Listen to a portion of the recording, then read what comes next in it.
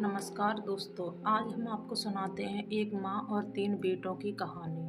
एक गांव में एक सुखी परिवार रहता था। उस परिवार में 3 भाई और एक बहन थी। उनके माँ बाप उन चारों से बेहद प्यार करते थे, मगर बीच वाले बेटे से थोड़ा परेशान थे, क्योंकि बड़ा बेटा पढ़ लिख कर डॉक्टर बन गया और छोटा बेटा भी पढ़ लिख कर इंजीनियर बन गया, मगर उनका बीच वाला बेटा बिल्कुल गंवार और आवारा ही रह गया।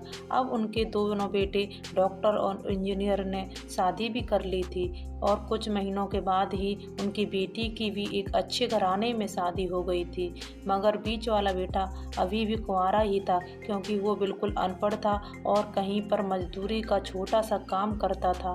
इसलिए उसे शादी के लिए कोई भी लड़की नहीं मिल रही थी और उसके माँ बाप उससे बहुत परेशान हो चुके थे। अब जब भी उसकी बहन अपने मायके आती तो पहले वो अपने डॉक्टर और इंजीनियर भाइयों से मिलती थी, मगर बीच वाले बेटे से वो बहुत कम मिलती थी, क्योंकि वो उसे ज़्यादा पैसे नहीं दे पाता था।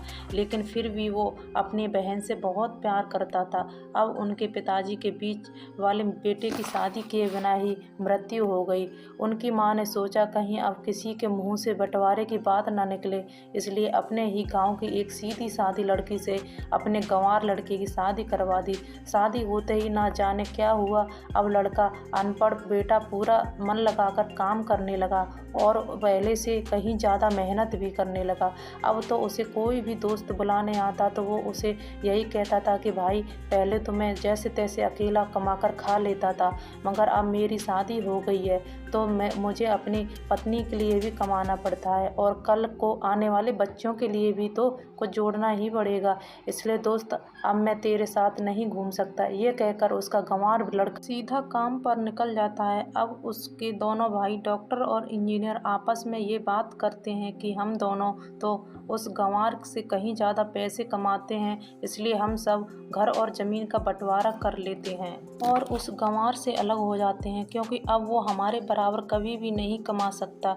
इसलिए उन दोनों भाइयों ने अपनी माँ के लाख मना करने के बावजूद भी बंटवारे की तारीख तय कर दी और उन्होंने अपनी बहन को भी बुलवा लिया और अपने गंवार भाई से भी कह दिया कि आज तुम अपने काम पर मत जाना, क्योंकि हम सब आज घर की ज़मीन का बंटवारा करेंगे। उसी वक्त उसकी बहन भी आ जाती है। तभी उसका गंवार भाई कहता है कि तुम लोग बंटवारा कर लो, मुझे जो भी देना हो दे देना, मैं शाम को आकर अंगूठा लगा दूंगा।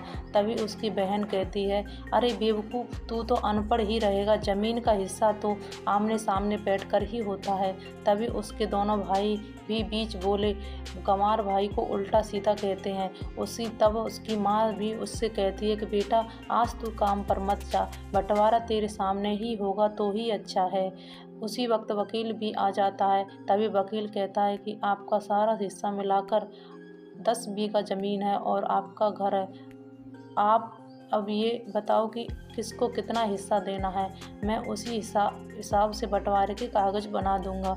उसी वक्त गंवार भाई कहता है कि वकील साहब, 5-5 बीघा मेरे दोनों भाइयों के नाम लिख दो और ये जो हमारा घर है ये मेरी प्यारी बहन के नाम कर दो। तभी उसके दोनों भाई और बहन पूछते हैं कि और तू हिस्से में क्या लेगा। तभी उनका गंवार भाई कहता है कि मेरे हिस्से में मेरी माँ है ना। और तभी वो अपनी पत्नी की तरह मुस्कुराते हुए कहता है कि क्यों मेरी प्यारी पत्नी, क्या मैंने गलत कहा है क्या। उस गंवार की पत्नी अपनी सांस से लिपट कर कहती है कि माँ से बड़ी वसीयत क्या होगी मेरे लिए। और उसी वक्त उसका गंवार पति भी अपनी माँ से लिपट जाता है। गंवार बेटे बहू के इसी प्यार ने ज़मीन जायदाद के बंटवारे को एक सन्नाटे में बदल दिया। तभी बहन अपने गंवार भाई के गले लगकर रोते हुए कहती है कि माफ़ कर दो भैया, मैं आपको समझ नहीं सकी। तभी उसका भाई कहता है कि मेरी प्यारी बहन, इस घर में जितना अधिकार हमारा है उतना ही अधिकार तेरा भी है। और रही बात बंटवारे की, तो बंटवारा नहीं करने से हमारा जीवन रुक तो नहीं जाएगा। क्यों करते हैं हम बंटवारा? क्या हम एक साथ मिलकर नहीं रह सकते, जैसे हम बचपन में मिलकर रहते थे? एक साथ मिलकर रहने से को ही कहते हैं एक अच्छा परिवार, और एक अच्छे परिवार को संभालती है एक माँ। तभी उसके दोनों भाई भी बहुत शर्मिंदा होते हैं और वो बंटवारे के सभी कागज़ फाड़ कर फेंक देते हैं और उसी दिन के बाद से ही उनका पूरा परिवार खुशी खुशी एक साथ ही रहने लगा। तो दोस्तों, ये थी परिवार और माँ की एक सच्ची कहानी।